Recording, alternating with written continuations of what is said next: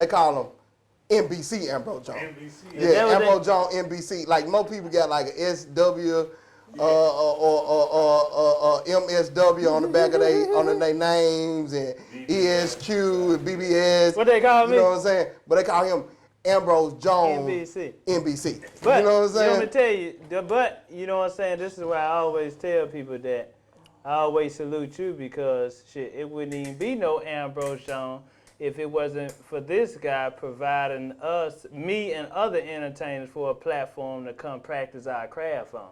I'm gonna tell you something about real. You know what I'm saying? Was that the first shot? No. This guy, Phatmack. Hey y'all, this is the 3811. Oh, we already started. Show. We already started. That's my introduction I do before you. Oh, damn. But yeah, this is the 3811 First Show. I'm comedian Ambrose Jones, and we got another special guest in the house. My good friend, partner. I always appreciate him. Y'all just heard my introduction, man. Don't think I'll be as good as I am if it wasn't for him providing us the platforms that he have provided us with to come, do our thing on and practice our craft on. So y'all, welcome Phatmack to the show, baby. That's what I'm talking about. 3811 First Show. 3811 First Show. That's the zip code that I always stayed in here in Memphis. So that's why I call it 3811 First Show. First Show. Oh, 3811 4. But then the slang is 3811 First Show. First Show. I'm with it. First Show. Yeah. First Show. Good friend, Phatmack, man. What's up? What's up, Mac? I know he got his lip caught the Phatmack. The M is like back. I mean, I do have a fat back too, but it's Phatmack. But it is. Okay, Phatmack. That's his goddamn name. See, and I like for the guests, man, to we don't know where we going unless we know where we coming from. So let everybody know, where are you from? Where it all started out for you, man. Where were you born and raised? I was born by the river. Okay. In a little tent. You say you're gonna start preaching this. And it was just like that river I've been running ever since. It's been a long. long. Man, come on. Hey. Come on. Hey, look. So I'm born here in Memphis, Tennessee. Mm-hmm. The Beltline. We say Orange Mound because it's right there in the mound. What's right that zip code? Liberty Bowl 38111. Okay. Is where I came up. Then we moved around a bit. You know how Memphis families do. Mm-hmm. So we did a little time. We did a little time in Orange Mound. And then we did a little time in Whitehaven, and we did a little time in East Memphis, and then back to the mound. Back to the mound. Back to the mound. Back to the mound. Yeah, back to the mound. What's that school you went to? Man, I graduated from East High. East High, shout out to East. Half the street went to Melrose and the other half went to East. They bust us to East. Yeah, you graduated from there? Yeah. I graduated and everything. Middle school too? Yeah. Middle school went to Hillcrest. Okay. Hillcrest. That's where I learned how to make a shank. And damn, elementary? 7th, 8th grade at Hillcrest. It was the penitentiary. Let me tell you, I went to Whitehaven Elementary. Right. Okay. And at Whitehaven Elementary, you have a chance to be something. Okay. Right? But it all depends on what middle school and high school you end up going to. Okay, I didn't know that. Yeah, I'm Hamilton Elementary, Hamilton Middle, and Hamilton High School. Oh, okay. So I went to all three. You grew up in a structured house. Yeah. See, I did not. You went to at least y'all kept the same school. Right. We kept. You see what I'm saying? Yeah, I went to Doubletree Elementary. Mm-hmm. I went to Graceland, maybe? Mama moved y'all around. Yeah. Then, you know what I'm saying? We did a lot of stuff, you know what I'm saying? Mm-hmm. We did Doubletree, then I went to Whitehaven, and back to fucking Doubletree, and then graduated from Whitehaven Elementary, then go to Hillcrest 7th, 8th grade. See, this is what happens at Whitehaven Elementary. Whitehaven Elementary, you have the opportunity to be around some very prestigious young black families. Okay. You know what I'm saying? Structured families. Yeah. You know what I'm saying? But at the same time, simultaneously, right? They cousins them is there too. Using their address, but we all at the same school. Okay, so you got prestigious and you got hood there all in it. But everybody got the same potential in elementary. But where the vision comes in with the cousins is the cousin, depending on what block they in when you get out of elementary school. Right? So some of us who went off to Haven View and could maintain a certain type of lifestyle Right. And then there was some of us that ended up going to Hillcrest. Okay. And that was a different type of lifestyle. When I got to Hillcrest, it was metal detectors already there. Okay. What year was that? What year that was? Man, that had to be like 96. 96, yeah, shit was wild here in Memphis. 95, so 96. you learn how to make a shank and yeah, you learn how to make weapons. Cause you know what I'm saying, like I wasn't sure about how the game. Yeah, yeah. How you know that what I'm saying? work? Yeah, I'm my mother's only child. Okay. You know what I'm saying? But was you a big kid though? They kind of scared of you already though. No. I wasn't.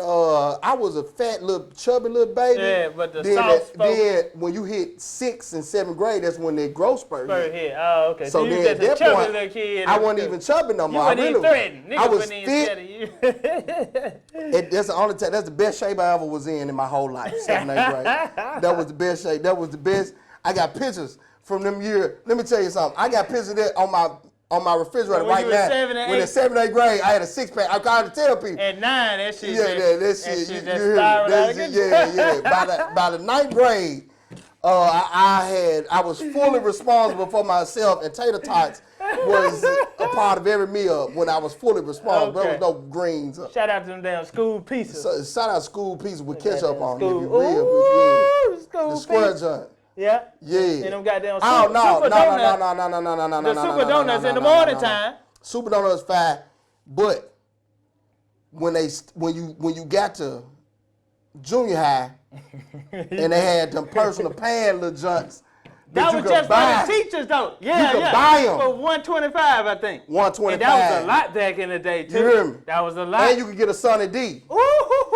The freeze cup or just the orange? The real in a little bottle. The little freezer cup they used to the real Sunny D. Okay. Yeah, you can get the free cup, but if you have money, you get to get the Sunny D and a personal yeah, everything you need. Everything you need. And see, back then, most kids was going through this thing called very aggressive puberty, where their skin was terrible. Peeling?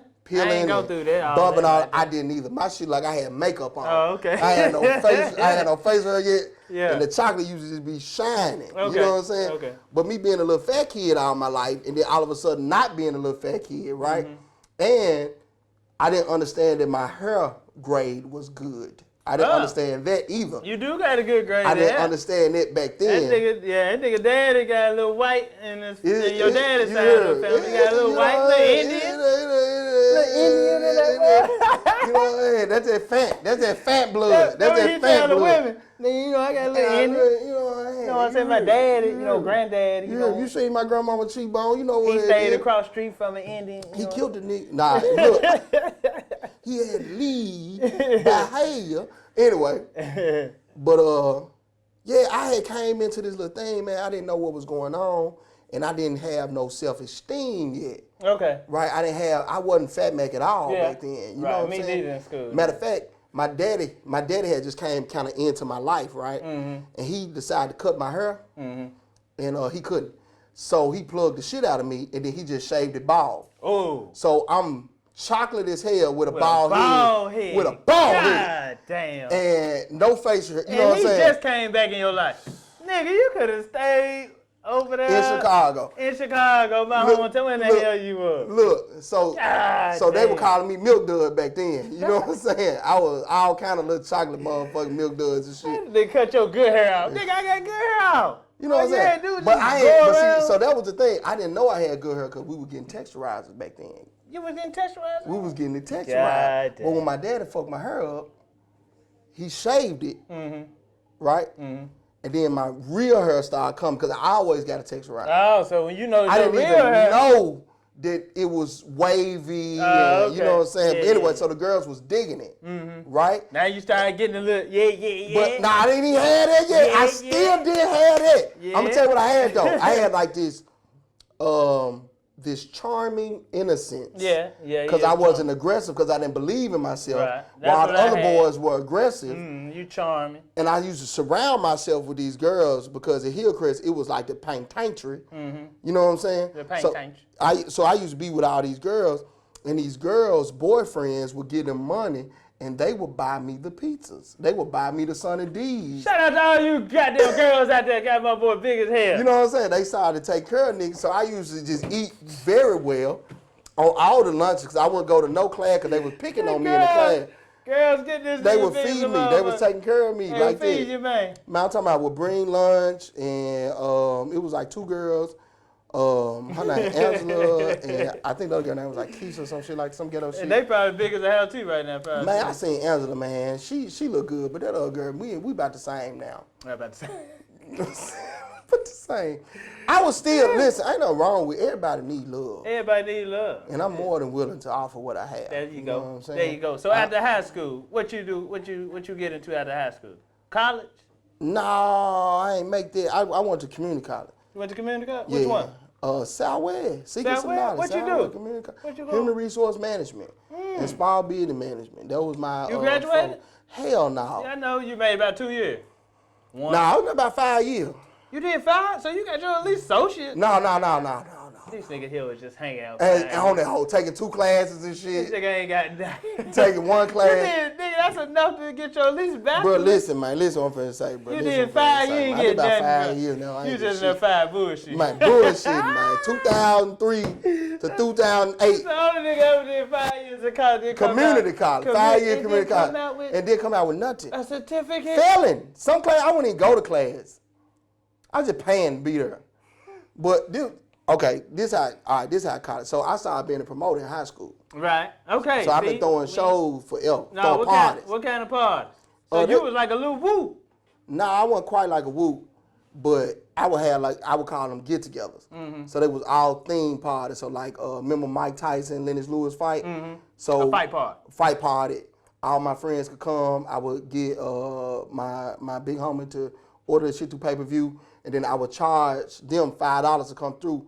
I worked at Walmart. I cooked, played music. I was like trying to DJ back then. Right. So everybody would come. They would pay and come and kick it. So I had little stuff in my mama's house. I used to rent out the Residence Inn and do little stuff like that. Okay. But because I was in East Memphis working at Walmart, I was getting like more East Memphis friends than the kids that went to school with me. Right. So I just started kind of growing my thing. And then when I got in community college, I met this girl named Mo. I don't know where Mo is right now. Shout out to Mo. Shout out to Mo, man. We miss I appreciate you, you. Hey, listen, I appreciate you. We miss you, Mo. Did what's that shit? Katrina. Katrina hit and sent her up this way. Okay. You see what I'm saying? Yeah. So from New Orleans. Yeah. So but she was originally from here, but she had ties down there. But Mo knew I was throwing parties, and she was trying to be an entertainer too, if you understand what I'm saying. Entertainer? What kind of entertainer you talking about? You know, she was good on that pole. You know, I ain't gonna. Is that what we talking about? Mo was good on the pole. I ain't gonna put her like, you know. She know how to twerk. She could twerk. Okay, there we go. She could twerk, but she didn't want to be in no club like that. Mm-hmm. You know what I'm saying? Because you know she just didn't want. So if you can employ her at one of your little private gatherings. Exactly. There you go. Okay. So that's what we did. That's what y'all did. So we did a little car party, like niggas had like a tunk house, domino house, and I would bring the girls. What's her name was?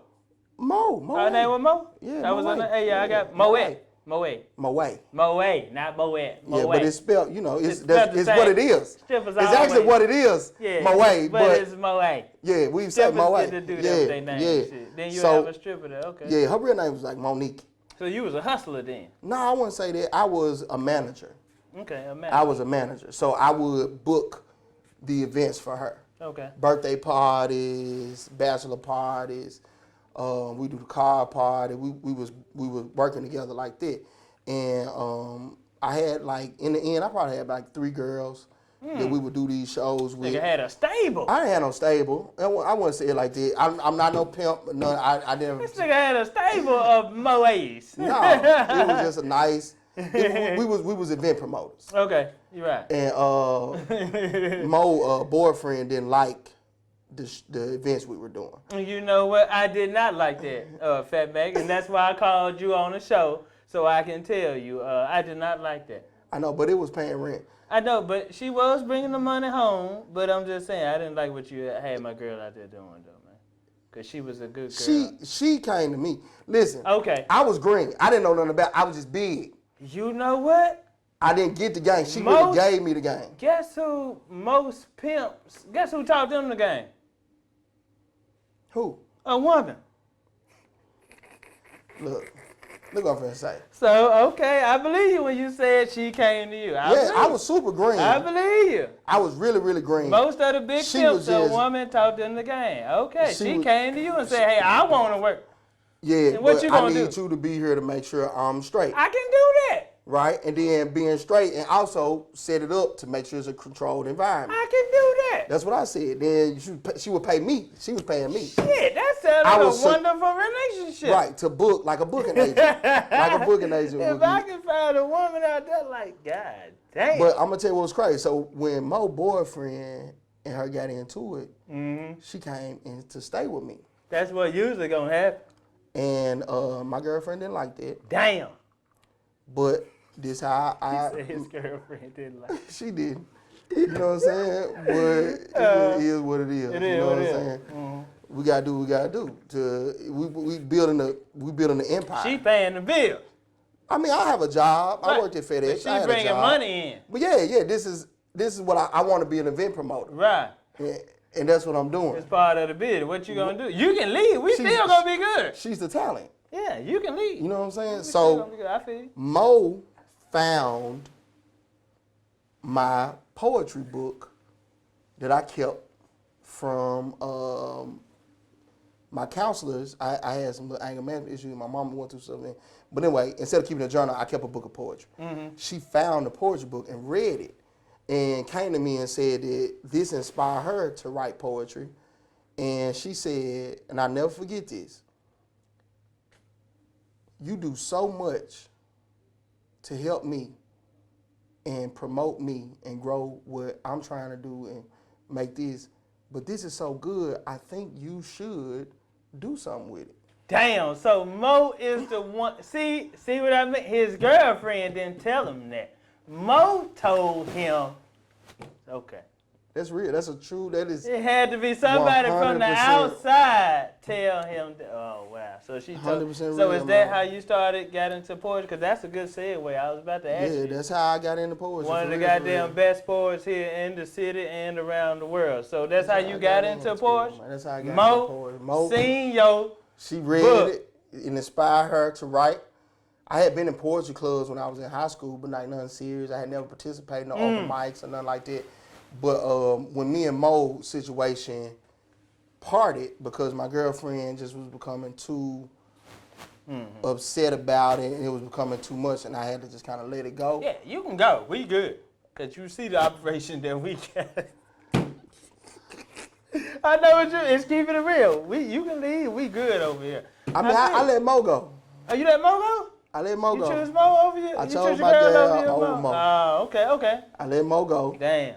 And He regretted it. it had left a void in me. Okay, then what you did? I started chasing the poetry shit. Oh, so you didn't chase Mo. I didn't But chase you started Mo. chasing the poetry. I didn't like the stigma Of what you was doing. with Mo. Okay, there you go. Cause like girls would be afraid to talk to me because they thought that I would convince them to do that. You ain't want that. You ain't want that on. I'm not that type of guy. Right. And I that was just helping her out. and I'm talking about like, because it was, eventually we got up to 3 people. It was just like, and when you coming through campus and you sitting over here and it's like. Did you ever bring him on? But you know what I did have though? What you had? I had long dreads before everybody. Oh, hell, nigga. I'm just big. You Bone fit- crusher that's right, was you big. didn't have dreads. Bone crusher was big. You fit This the is like stereotype. 2004. This nigga fit the stereotype. 2004, 2005. I got dreads. This is Pimp Mac. I got 3 girls running up on me. My name is Phatmack. This Pimp Phatmack. I cannot, you know what I'm saying? That's it. Every girl was like, I ain't gonna say every girl, but a lot of girls who knew what was going on, Right. they definitely like, once they found out about what was happening at night, because it wasn't like we was promoting it at school. Right. It was just a night thing. But when you start hanging out with me, you start seeing what we doing, they just didn't want to be a part of it. Damn, You know what I'm man. saying? My girl, she was having issues, and so you know, I just, you know, my girl, she really was fool. She would hold me down real tough too. Okay, so you stayed with her and just Yeah, started chasing she poetry? was older. Yeah, so yeah. Okay. So How long did that last? You know, y'all relationship last after you started chasing poetry? Not much. Long, not much. So after Not that. much. Right, I probably figured that. Because you still chasing something other than her, and she didn't like that. So you started getting into poetry after that. Ed and Mo told you to get on stage. You started getting on stage seriously after that? When she left, I went up to DWB and they had a little open mic one night. What was that? Hot wing spot back Yep, on Hatch Cross and Winchester. Yeah. And, what year was this? This was like still about 2004. Okay, I started in 07. I started comedy in 07. Yeah, so it was about 2004 when I seen it. And then after seeing it one time, I chased it for about a year. So the whole 2004, I was trying to go like Nappy by Nature and looking for the poetry spots, and I was just gonna get up and do them. But because I had that promoter background from throwing the event, I just might well do it myself. Because nobody, like people, I needed money. I like doing it to make money. I was used to hustling. Right. I will always have a job, but I'm always used to hustling. And now I get to perform and make money. Right. So in 2005, December 2005, I did my first show ever. Where was this at spot? DWB. DWB. The first place I ever took over. The first place I ever performed. Something similar like to me to that. You know what I'm saying? Memphis Nights too. Yeah, James, right down the street from Memphis Night. Yeah. James Davis hosted the first show I ever performed on. It was his show.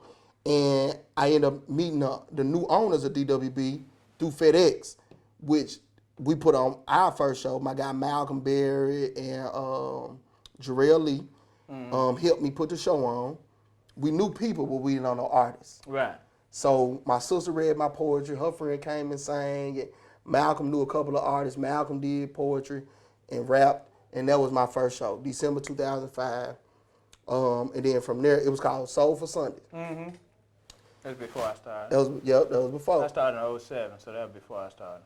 And we started rolling like that. Met Leonard Kane. He was doing events at Icon on Sundays. Yeah, I remember Icon. And so I stopped doing Sunday because I didn't want to compete with another person who was trying to throw poetry show. That's considerate. And I moved my events to Thursday nights, which was the open night, and I called it After Sets. And where was this at? DWB. DWB. And I ran that, and then I ended up. Crowd every Thursday? Nah, I was struggling like a motherfucker. Okay. You know what I'm saying? You know what? I started picking up. Do you know who Sky Blair is? Mm-mm. Sky is, man, I'm finna bring this shit full circle right now. Okay. All right? Okay. Sky Blair is a author, right? And she would write books. And these books were about the lesbian experience, right? A lot of time. I assume, I never read the book. Mm-hmm. But Sky would show up with 12 to 13 lesbian women every show. And that crowd continued to build because of these women who could come somewhere, and I guess the men was respecting their lifestyle. Right. You know what I'm saying? We just want to look at pretty women. And beautiful women. You know what I'm saying? So when you got an event that a lot of women are showing up to, dudes on automatic. Everybody start coming in. Other women feel comfortable coming because it's majority women. And dudes start coming because it's... We were talking about that earlier. Do y'all like? Yeah, you know what I'm saying? yeah. Women attract women. Right, women attract women. Women attract every goddamn body. Everybody. You know what I'm saying? So we began to win with that. And, man, I'm talking about, man, it was a good day. Pametra Brown, shout out to Pametra Brown. She worked my dope for me back in the day. Mm-hmm. But, so from that little build up, I lost my job and I ended up working at Starbucks. Okay. Damn. I convinced the people at Starbucks to let me do a show there. Nigga, you doing a poetry spot at Starbucks? At Starbucks. Which one? On Hatch Cross and Winchester. Damn. This nigga did poetry at Starbucks. So they had to be like, by then it's by 2007. 2007 around then. Nigga, you convinced Starbucks. Had to sit down with the district managers and say, I want to host this open mic here, right? Mm-hmm. We do the open mic. What day is on? Saturday nights. Wow. The last Saturday of the month. Yeah. Right? Mm-hmm. I met this cat at IHOP named Jamon Bullock. Yeah. Painter. The painter. World famous painter, by the way. And I asked Jamon, hey, look, I'm about to start this open mic up. it'll be super cool if you paint it live at my open mic. Man, that's class. Jamon said, I got a cousin named Maria Mack that's a painter. And I was like, I went to school with Maria Mack. Mm-hmm. So they came and they painted. And we did our open mic there. Packed, not an empty seat in the house. At Starbucks. The first night. The first night. What the CEO say? They had never hit that dollar amount between those hours. So people ordering coffee and patronizing and everything. Beautiful. And it's family friendly, no cussing, none of that. Is it a cover charge? No cover. It's free to get in that joint. We pass a tip bucket around, right? Right. So I would probably get, I don't know, maybe $150, $200 in tips.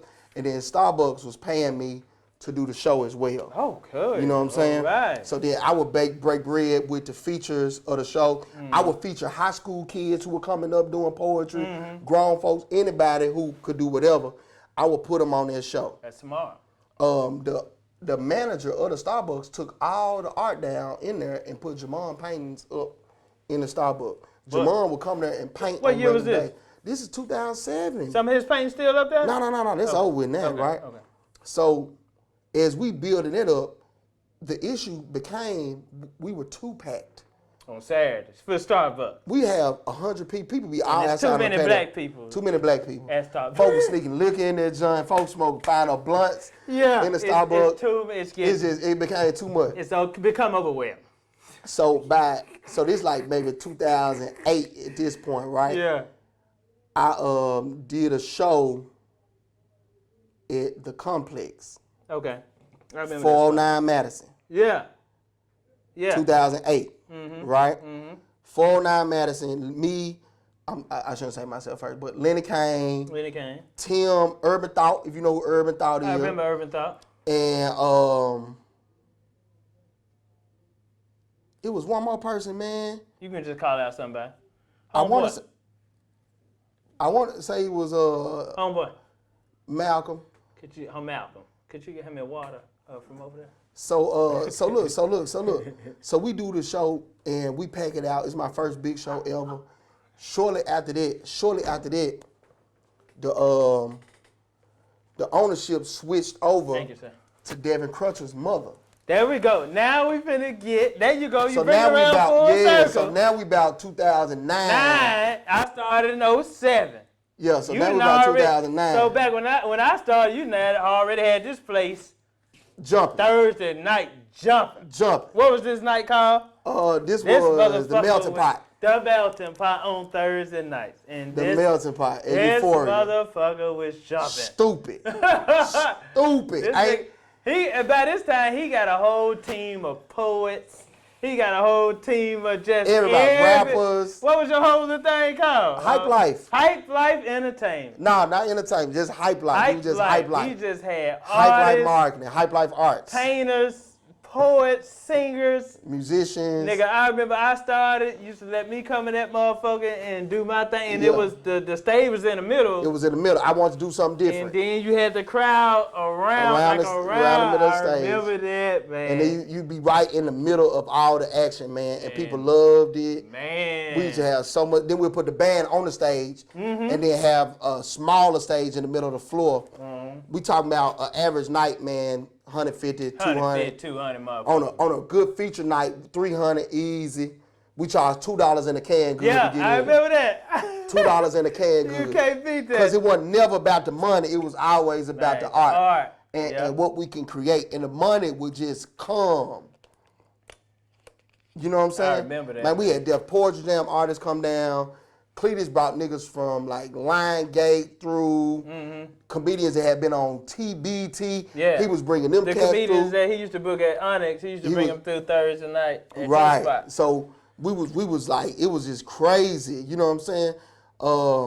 So many different artists, man, that y'all know. Yeah, so you birthed a lot of artists there, man. That spot, Melting Spot, Thursday night, Euphoria, the Melting Pot. Downtown. It was, man, when I tell you, that was the Thursday night that so jumping, man. Cheap drinks.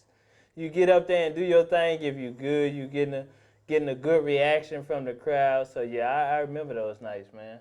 And you birthed a lot of artists for just coming there, get to practice. You know what I'm saying? Just come in, big do features, your thing. big feet. Like one note, man, you doing a show? Man, I'm talking about, bro. Anybody can get up. Man, anybody. When we used to go to another set, I wouldn't even understand if 50 people was there. Mm-hmm. We failed. Mm-hmm. If 50 to 75 people was there. We failed. Damn. This is a loss. Right. I don't even know what to do with this. Mm-hmm. I'm depressed. I'm angry. I'm drunk. Right. By the end of the night. If it's 75 people. If it's 75 people or less, man, I just felt like a failure. So many, like if I would go somewhere else and see a show and nobody was there, I didn't even understand why we was doing. I had became spoiled with that large turnout. Yeah. How long did you have Euphoria? From 2005 to what? Well, no, 2000, like it's about 2008, 2009, something like that. To probably, we didn't even keep it that long. It's about 2010, 2011. That shut down. When that shut down, we moved to what was Jillian's. Downtown. I remember that. I was there. Because I'm just starting out. I need all stage time. So we took over Club Chill up top, and we had the bowling alley for the rappers. Downstairs. Right. So we had the bowling alley for hip-hop artists, and the poetry and all that. Sometimes it didn't mix well. Mm-hmm. You know what I'm saying? So we separated them, and we did that until that shut down. Mm-hmm. And then when that shut down, we went to Silver Spoon. I remember all these goddamn spots. Yeah, so we jumped out Silver Spoon. On what day was that? That was still Thursday night. Thursday night. That's kept it on Thursdays. Right. Uh-huh. And then when Silver Spoon shut down. What was after that? The spot down on Main with the understairs. No, that wasn't you. That was Tanya. You know what? When Silver Spoon shut down, I stopped for a while, and I would just support other people's shows, and I would do my own stuff. Okay. Then after this is Marshall. Then we got the Marshall, but that was, eventually we ended up going to Marshall, and I got my own spot. Yeah. What was the name of that? That was the Den. On the Thursday nights, right? Nah, I owned it. Yeah, what nights was it? Was every day. Yeah, Tanya ended up doing the word on Mondays, and then we would just do whatever. Right. Anything, because now I own a spot. Well, what was the night on open mics? We used to go Monday night was another the word. Jumping spot. When Tanya left. This in what year? 2000. This was like 6 years ago. Yeah, recently. Yeah, I still used to go, even though I didn't, been out doing my thing. I still used to come there, packed spot. Yeah. Low key. You know what we skipping? What? Brenson's. God damn, I had Brenson's, yeah. Brenson's. Everybody had We skipping Brenson's. That's where I went. Look, Brenson like a hoe. Everybody hit Brenson. Hey, but I hit. Shout out to the Brenson. Shout out to the Brenson family. And they whole family, man. Them folks will let any artist who really believe in themselves. 341 Madison Avenue. Shout out to the whole Brenson family. How could I forget about Brenson's? Man, me and Cassell had a Monday night down there, bro. We started doing an open mic on Monday. I remember that. That gent used to start at 8. That shit didn't end until about 3 in the morning. All night. You got folks coming, hey man, I want to get on lit. Well, I want, man, the crowd. Brenson's was a spot. It was like, man. What night you have it on? I had Thursdays. You had Thursday. That was your night. I remember that because I used to come. Yeah, so when we lost, that's what happened when we lost Marshall. When we lost Jillian's. Brenson's. Then I did Brenson for 4 years. Yeah, okay. Thursday night. I remember Thursday night. Mm-hmm. And then I just kind of got tired of just doing open mics all the time. Mm-hmm. And I tried to pass the show on. So I had tried to give it up. I tried to get Tiffany Mache. I tried to give it to Knowledge Nick. Then I ended up giving it to Concrete Soul, which was a band we kind of put together. You put Concrete Soul together? Yeah. I didn't know that. Yeah. Shout out to Concrete Soul. That's a 5-band. And we went, so I turned it over to them, and I just kind of took my hands off of it, and I just kind of chilled for a minute. And then I started kind of doing these concept shows in Martial Arts Studio. Mm-hmm. So it was like live at 5. 5 artists on the 5th Saturday for $5 at 5 p.m. Right. And I called it Live for 5. Mm-hmm. I did my own shows called Darkened and Blue. Mm-hmm. And just different stuff like that. So then I started bail bonding, And while I was bail bonding, That's right, you did start bail bond. I got the opportunity to to put a festival stage together. And after I did that, I ended up meeting this woman named Leslie Gower with the Downtown Memphis Commission. I never forget that, just random situation. And we after we linked up, she told me to go check out the old Hattie Lou Theater. Okay, so this Which is how on we Marshall. getting it. Okay. You know what I'm saying? So, mind you, I had reached out to Ekendayu because he was like somebody who I really, and still to this day, look up to with Hattie Lou. He owns the Hattie Lou. Yeah. Shout out And to even when we was back on Marshall, when we was back on Madison, he was right there. Did he own the Marshall business? Yeah. No. When we was on Madison doing Euphoria, he was at 656 Marshall. Oh, okay. That's the original location of the Hattie Lou Theater. Right. I like that little spot too. When he opened up where he at now, Midtown, he shut the Hattie Lou there down and opened up a jazz with BJ Bertram Williams called a Dizzy Bird. Okay. So Leslie told me to go check the spot out. At this time, I was managing Sugar Shack. Okay, downtown. Yeah, I was operation manager for Sugar Shack. Shout out to the Sugar Shack. Shout out to Sugar Shack. Shout out to Larry Springfield. Shout out to my mentor, Hughes Britt, for even giving me the opportunity. I was working with him on the Marvin Gaye tributes, which gave notion that I could manage a spot. And Larry made me prove it. Right. You know what I'm saying? Because he was like, this young nigga ain't finna do nothing. 29 at the time. Right. So, boom, Sugar Shack shuts down. Okay. I'm just bail bonding at this point. Okay. Right? And Leslie Glauber said, go look at the building. I walked by, look at the building, and the owner just happened to be standing in the window. Kandu. What's his name? Nuh-uh. Kandu. This is a white guy. His name is Pinckney Herbert. Okay. Pinckney was standing in the window when I was looking at the building. Right. Pinckney came out because he owned Marshall Art Gallery that I had already been renting. Right across the street. Right across the street. Yeah. So Pinckney was, saying, yeah, you can rent it out for an event, da-da-da-da-da. And he gave me his manager name, Peanut, and Anthony. Not Peanut, Anthony, I'm sorry. Right. Who's a cousin of Brinson's. And I called Anthony, and Anthony was like, yeah, Pinckney told me that you was interested. He already told me this how much the rent will be for a show. I said, nah, I don't want to do a show. How much for the building?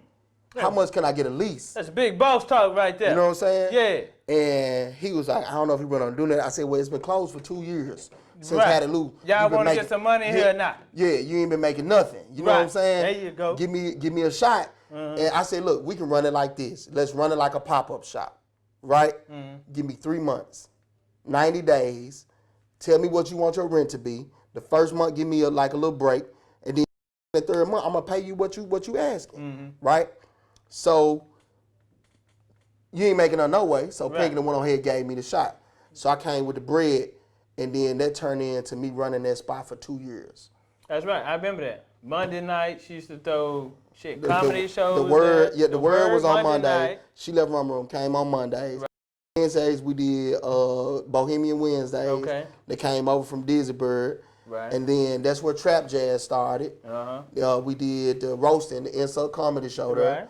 We did, and then just slew of other people did shows. I remember the Monday Bake night. Bosses came through, Carlos Beans. Like we met all these young artists. So you started renting it out to other people who wanted to do Right, shows. exactly. So now we're giving a platform to a younger generation. You're always helping out. That's you know one what I'm thing saying? I always salute to you about. You're always helping out to the younger entrepreneurs, the younger entertainers. Right. I just wanted to be who I needed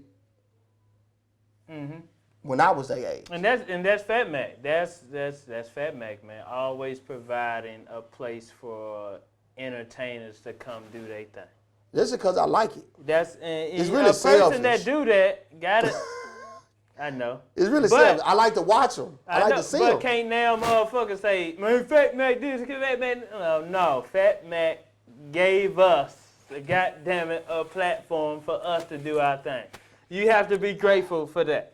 Right. You know what I'm saying? Niggas be like, You ain't paying us top dollar. Nigga, I'm not making top dollar. You're not making top dollar because I'm not in it for the money. I'm charging $2 in the cash. Concentrate on your craft. Get up here in front of this crowd. But then this be my thing, though. I tell nigga, look, you can rent this hoe and do the show yourself. And charge whatever you want to charge. So it's really selfless. Get your dough.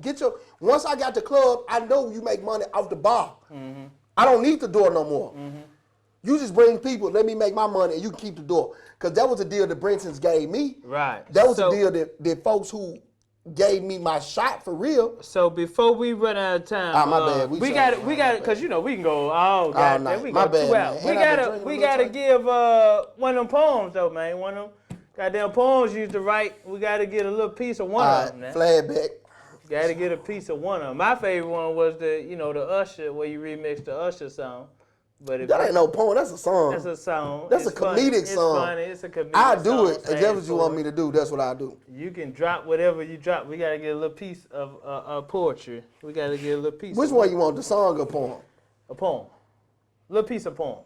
Which one you going to do? All right, I'm going to do a little piece of poem. You got 1 million poems. Which one? Workman's Dream. This is my favorite poem. I do it all the time. Okay. What is this? Workman's Dream. Worker's Dream. Workman's. Workman's Dream. A workman's dream. And this is this go with what we talking about now. So yeah, go ahead and drop that. All right, which camera? This one? Yeah. Okay. Yeah. He got multiple. You ain't gotta do the whole thing because I need an hour. It's been an hour, bro. No, we already at 40-something minutes. We could go 2 hours. We can. We've been tripping for the just Yeah, I know. Waiting on the shirt. Waiting on the shirt. You get a piece of it, man. All right. Urban eyes, urban life. They say I'm lazy because they don't see my double life. Would allow me the time to take this pen and paint a picture so you could get a peek within my conflict-ridden existence. You see, I need work, but I can't seem to find work that's willing to pay me what I'm worth. They say that it's easy to find work, but that just depends on how you define work. You see, Cug got good work. I just don't think the consequences are worth it. I'm trying hard, but I ain't perfect. Living the life of a poor man, I know I don't deserve this backwards living. You see, you even need money first to buy work. Now, mom's hurt because I'm jumping ass first into living. I'm jumping head first into living ass backwards, chasing thing that matters, money. See, we all know if you have money and own land, you seem to own the only opinion that matters. And honestly, I just want my opinion to matter. Let's not even pretend that pretty women don't jock men who clock in or possess ends I've been dreamed in, and my dreaming days are coming to an end. And at this point, I'm willing to take whatever job they handing out. So you want me to mop your floors, wear your uniform, smile at your customers, wear your hairnet, clean your toilets, take your trash out for $7.50 and no clout? All right, I'll take it. Damn. It ain't respecting me, so you know I can't respect it. I'm walking in 15 seconds before it's time for me to clock in, rush in, and somehow I still get caught by that clock. You see, I too was one caught in that box, feeling so trapped that I even removed my locks. Till I found the key in me and unlocked their brain changed the locks. Realized that it was on the shadows that I boxed. Now I set the time on my own clock. Now the only problem is I work a 24-hour shift, but it's a gift that I use to uplift as I prepare to rip ties till I can get a grip on my life. These words shine bright to those who need sunshine in their lives. Today too are free from unwanted 9-to-5s. I will prove that on my own tools I can survive with this. Hold on. Okay. If they want some more of that, just go and tell them your social media info. My bad. Website. My bad. How they can get in contact with you, everything. My bad. Tell them where they can find some more of that. That's that bourbon. Bourbon kicking in. That bourbon kicking in. All right. Follow me on Instagram, Phatmack of Memphis. That's Phatmak. Right. Of Memphis. That's Phatmack. Phatmak of Memphis. If I need to spell of Memphis, don't follow me. Don't even follow. Don't even do that. Facebook. It's all the same. Phatmack of Memphis, man. Darius Phatmak Clayton. Look it up. Okay, man. Phatmack Pharaoh. Shit, we still got a little time. The Usher. Can you go give him a little piece of the Usher remix it's song? 7 o'clock on the dot. I'm eating Pop-Tarts, watching TV. Yeah. All right. That's my favorite song, man. I'm about to call Domino's and get delivery. They pull up. I kind of hesitated. 30 minutes, that's a free pizza waiting. I got plans to get a personal pan pizza with extra cheese and a whole lot of meat. I'm gonna take it to a place nice and quiet where there's no one there to interrupt. Ain't gotta rush. I just wanna take it nice and slow. And tell me you wanna eat with me, cause I've been waiting for this for so long. Just munching till the sun comes up. Baby, I just wanna take it nice and That's it, man. slow. They don't want no more. They don't want no more. That's it. That's it, man. Hey, I'm comedian Ambrose Jones. Y'all get my comedy special at comedianambrose.com. It's on a 1 gigabyte USB drive. I got my herbs too, man. I don't know if you into herbs. This is Seamoss and Bladderwack tincture. Bladderwack? Yeah. Seamoss and Bladderwack. What that do? Soaked in 80 proof alcohol for 6 weeks. So the alcohol extracts everything, all the minerals out of the herbs, man. Look at this, what you got at the end. And I take 2 dropperfuls under my tongue. You put it in your mouth? Under your tongue, your salivary gland. You Take put it it straight to your bloodstream. I'm a certified pharmacy technician. Salivary gland? Salivary glands. Take Your it straight to salivary. your bloodstream, so it's instant. You ain't got to wait on it like no pills. So this is how I've been surviving during the COVID-19, man. Off of selling this juice. No, How I've much been it cost? taking this. I got 1 ounce, and I got the 2 ounce bottle How much it available cost? on my website, comedianambrose.com. How much it cost though? The 1 ounce is 10, and the 2 ounce is 20. Okay, well that And makes that's how I've sense. been- You don't run like a 1 ounce for 10 and then a 2 ounce for 18? No. But man, hey, before I get out of here, man, I gotta get all my guests to say, hey y'all, thank y'all for tuning in. This is the 3811 Fuss Show. 38114 show. We gotta say it together. Thank y'all for tuning in. This is the 3811 Fuss Show. You gotta add a little Memphis slang. Faux show. I mean, Memphis slang. is Fuss it? Show. You know how we For say sure. Fuss Show. Thank y'all for tuning in. And To this the is 3811 Fuss Fuss Show. show. Hey, bro, I'm from Memphis. Hey, Is we it gotta do come a out? part 2, bro. Oh, Because we yeah. didn't even get into you getting into comedy and We ain't talking about no comedy. what you do. That's what I'm saying. We ain't gotta talking do a about the part traveling 2. the world. We gotta start. We ain't talking about BET. You getting sick in Germany, Italy. Italy. See, we gotta do a part 2. It's all right. good. We here. We'll do a Damn. part 2. Hey y'all, I'm comedian Ambrose. My boy Phatmack. Thank y'all, man. It's gonna be a part 2. It's great. Subscribe. Like. Hit that notification button on All YouTube. that. Right up under this junk. All right, bet, Hit the man. bell. I do this. It's gonna be good. Appreciate it, bro. Yeah, we got a lot of hits. We're gonna have to do a goddamn part Damn, 3. my We bad, ain't bro. we ain't